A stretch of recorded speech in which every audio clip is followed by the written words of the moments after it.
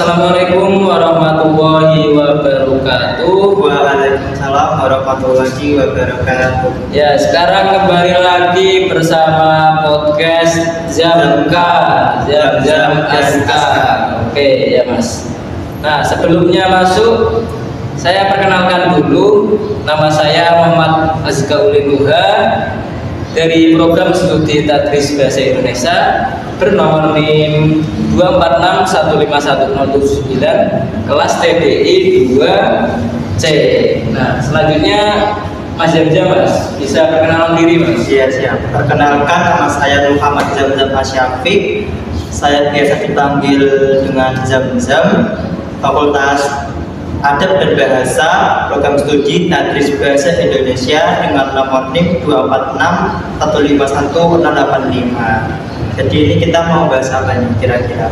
Gini Mas, saya itu dari kemarin itu sudah mempersiapkan ya Mas. Ya, kita itu mau membahas apa? Nah, saya itu pengen tahu pembahasan tentang sejarah sastra itu Mas. Sejarah sastra itu kan banyak periodisasinya, dari sastra Indionar, dari sastra Jaga Baru ataupun Balai Pustaka, ya. Sastra 45, sastra 60-an, sastra 70-an, sastra 90-an, 2000-an dan yang ini juga Mas. Nah, tapi saya itu pengen tahu yang 45. Gimana kalau kita bahas yang angkatan 45 ini, Mas? Ya, sepertinya angkatan 45 ini juga lebih menarik ya daripada angkatan yang lainnya, karena kan yang namanya angkatan 45 itu kan dari namanya ya ada 45-nya, jadi kan ada sejarah di balik nama itu gitu, ada sejarah baru, sejarah yang mendominasi kepopuleran Indonesia ini ya Mas. Oke. Nah, dari angkatan 45 ini, bagaimana sih angkatan 45 ini muncul, atau latar belakangnya itu bagaimana Mas? Oh iya, sepengetahuan saya ya, setelah saya membaca bukunya itu, jadi periodisasi angkatan 45 itu muncul karena pergejolakan sosial politik masyarakat setelah kemerdekaan. Jadi setelah kemerdekaan itu sedikit demi sedikit muncul periodisasi angkatan 45 ini yang dibahas oleh masyarakat Indonesia. Jadi ini angkatan 45 ini merupakan sebuah reaksi para sastrawan dalam merefleksikan kejadian-kejadian atau fenomena-fenomena sosial politik yang ada pada waktu itu yang ada sosialnya bagaimana atau politiknya itu bagaimana. Nah,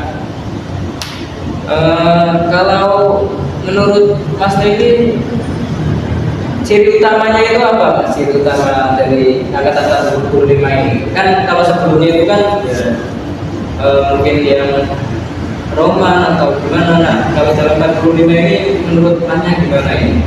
Kalau ciri angkatan 45 ini itu sebenarnya beragam ya Mas. Nah, untuk yang lebih menonjolnya itu ada individualisme. Jadi angkatan 45 ini itu bersifat menyendiri dan ya tidak terkontaminasi ya, tidak terstruktur dengan angkatan lainnya gitu. Oh, iya. Jadi dia bisa berdiri sendiri ya, tidak terkungkung oleh aturan-aturan yang lama ya. Jadi istilahnya bebas gitu, bebas nggak terkengkang. Oh iya, oke.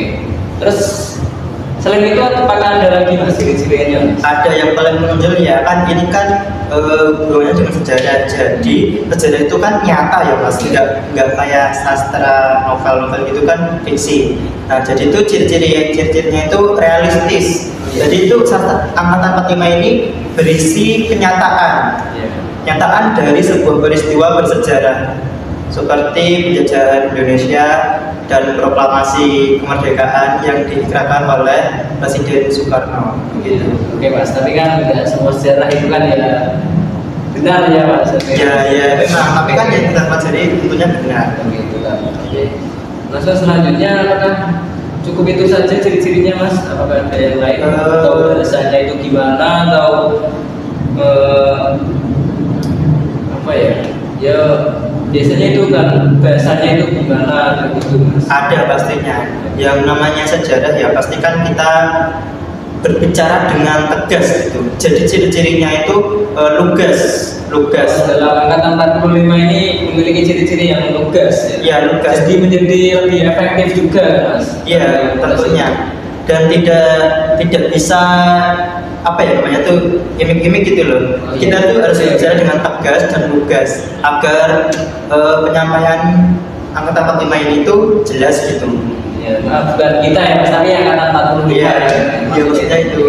Gak apa-apa.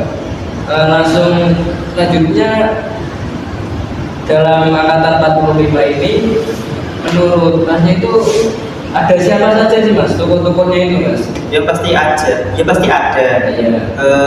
Tapi kan tidak bisa disebutkan semuanya ya. Saya Kalau disebutkan semuanya nanti Ya. sampai malam Mas. kan ini kan cuma durasinya itu jumlah aja. Jadi saya ambil tokoh utamanya saja gitu. Oke. Nah untuk tokoh terkenalnya itu ya Khairil Anwar. Untuk anak-anak sastra, untuk anak-anak tadris bahasa Indonesia kan tentunya tidak asing ya dengan nama Khairil Anwar. Khairil Anwar ini biasa.